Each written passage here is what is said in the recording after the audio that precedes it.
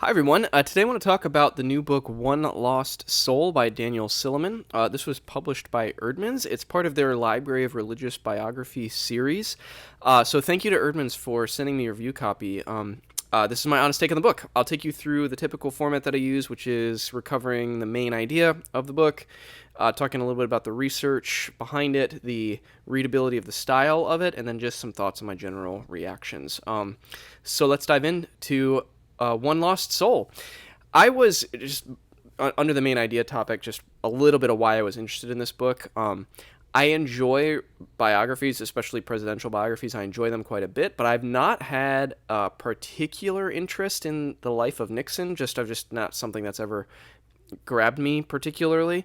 And I'm saying this to say that you may or may not be interested in Nixon yourself, but you might still really like this book. So I was not interested in Nixon, but I really appreciate Daniel Silliman. I really liked his book, Reading Evangelicals. I really have liked his writing, and especially his way of talking about the history of the term evangelical. I really have appreciated and gravitated towards his lens on kind of recent American religious history in particular. I found him very insightful. And so when I saw that he was putting out a new book on Nixon, of all people, it just was really intriguing to me. And so that was what sparked my interest.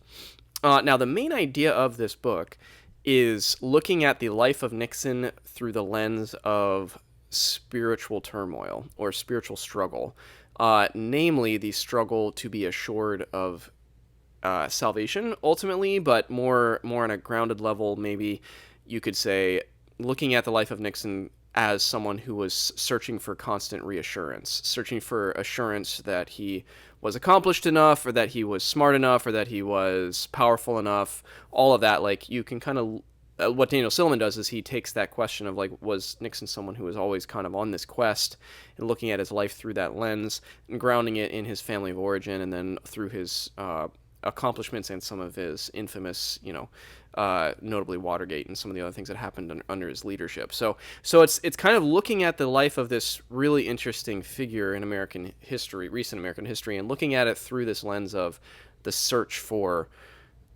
assurance, the search for salvation. That's One Lost Soul. Is his thesis is that you can understand a lot about Nixon's accomplishments and even his psychology if you consider him from that lens. And so that's what Daniel Silliman is doing here. So the research behind it is really good. It's a combination of some archival research, like he gets into writings and letters and diaries and stuff that were from not just Nixon, but kind of surrounding figures around his life and leadership. Of course, Nixon's own writings, like his own memoir and stuff, definitely figures into this, and a good bit of secondary he interacts with other interpretations of Nixon through other biographies or other histories of the time. It's especially for the length of the book and the approachability of it, it's, from what I can tell, very well seasoned with good research. And Daniel Silliman has some historiography chops that he brings to bear in his other works. That wasn't surprising to me, but as someone with very little knowledge of Nixon, I mean, I knew the things everyone knows about Nixon. I knew about Watergate. I knew on some level he had done some impressive things with China in his foreign policy. I knew nothing else, and I was really impressed at the depth of the research that's brought into this project. And so solid, very solid. Now, the readability of it, this is where this book shines for me, is the readability. I found this eminently readable, even just downright enjoyable to read, and stylistically, a lot of credit goes to the style of it, like the way that the plot, so to speak, the story, the narrative of Nixon's life unfolds is very gripping. Silliman writes, he has a lot of journalistic kind of experience, which I've said this on lots of other reviews, but journalistically trained writers tend to just be, whether you agree with the content, they tend to be very easy to read stylistically. I think there's something to do about that experience there, and so I found this book just super fun to read. Like, again, as someone who knew nothing about Nixon, I was really engrossed by his life story. He has a wild life story. His origins all the way to what he ascended to in terms of his accomplishments it's really an extraordinary story. And there's something about the psychological, spiritual, emotional kind of lens that Silliman brings to this particular way of telling it that's very resonant and very relatable. The idea of constantly looking for affirmation and constantly looking to see that you accomplished enough it's just a very human and relatable experience, I think. And so looking at someone as significant as a figure like Nixon through that very relatable lens really draws the reader into the story.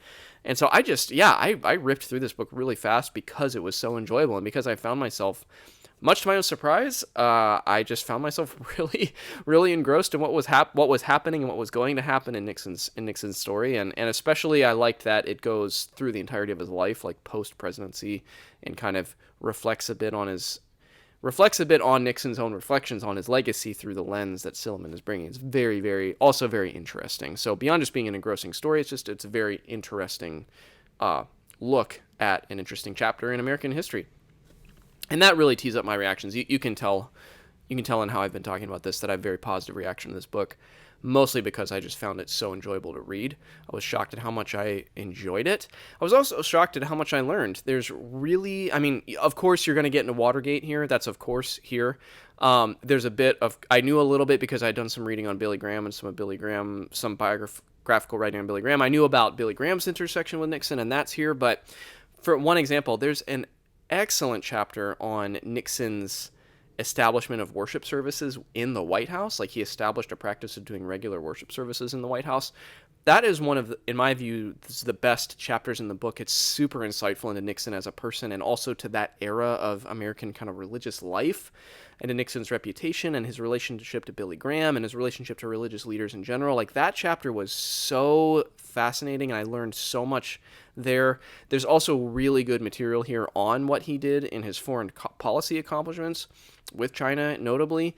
That stuff in popular kind of reception of Nixon, obviously everything is overshadowed by Watergate. So some of these other things that Silliman brings to the surface are really helpful and super, super enlightening, and just generally interesting, and also all under that lens, or under that gripping style, and kind of that really enjoyable page-for-page reading experience.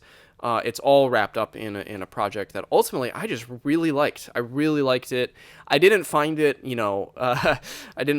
paradigm shattering, but I found it very informative and very enjoyable to read, and very insightful into a slice of American history, and a really important figure, actually, when you think about American religious life and you think about the reconfigurations of the Republican and Democratic parties and the shifting politics of the recent century. I mean, Nixon is at the center of a ton of that, and so he is a lens onto much bigger dynamics in American history, and that's super interesting. And then also the super personal biographical story of a man looking for approval, like I said, is very relatable and very humanizing, and just makes for a really gripping story. A gripping story that's well informed, well researched, very well written. So this is a very strong recommendation for me, actually. If you're someone who really likes Nixon, this might be a new angle for you on his life. Or if you're like me and you haven't done really any reading on Nixon,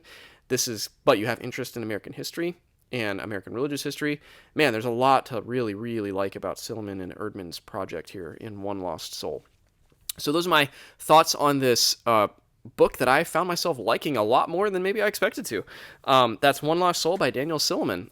Thanks, as always, for taking some time to watch.